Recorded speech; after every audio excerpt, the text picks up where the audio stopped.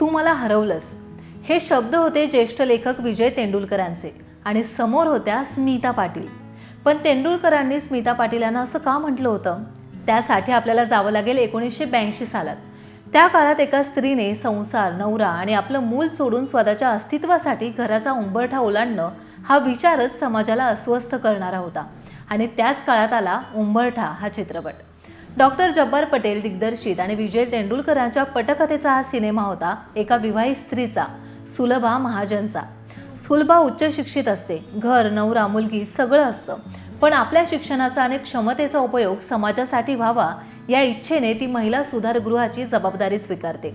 आश्रमात गेल्यावर तिला कळतं की तिथल्या महिलांचं पुनर्वसन करण्यापेक्षा त्यांना व्यवस्थेच्या चौकटीत बंदिस्त ठेवण्यातच अनेकांचा फायदा आहे.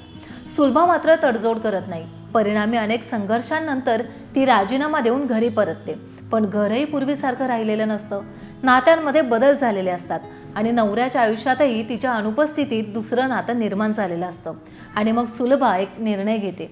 ती पुन्हा घराचा उंबरठा ओलांडते, पण यावेळी बाहेर जाण्यासाठी. आज हा प्रसंग ऐकायला कदाचित सामान्य वाटेल, पण 1982 मध्ये एका विवाहित स्त्रीने स्वतःच्या स्वाभिमानासाठी घर सोडण्याचा निर्णय घेणं हा प्रचंड धाडसी विचार होता. विशेष म्हणजे सुलभाच्या भूमिकेसाठी तेंडुलकरांच्या डोळ्यांसमोर सुरुवातीला स्मिता पाटील नव्हत्याच, पण दिग्दर्शक जब्बार पटेल यांच्या मनात मात्र सुलभा म्हणजे स्मिता पाटीलच.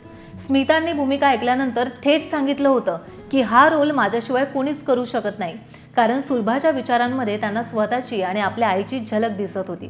चित्रपटाचं शूटिंग सुरू झालं. तेंडुलकरांनी रॅशेस पाहिले आणि त्यांना जाणवलं की सुलभाच्या भूमिकेबद्दल आपला अंदाज चुकला. तेंडुलकर स्मितांना म्हणाले, स्मिता तू मला हरवलंस.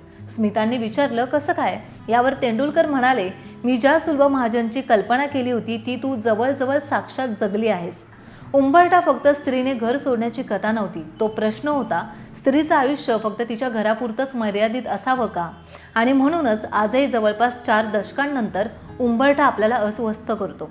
कारण सुलभा घर सोडते हा मुद्दा नाही, ती स्वतःसाठी निर्णय घेते हा खरा मुद्दा आहे. स्मिता पाटील यांनी एका मुलाखतीत म्हटलं होतं की उंबरठा ही त्यांची फिल्म आहे.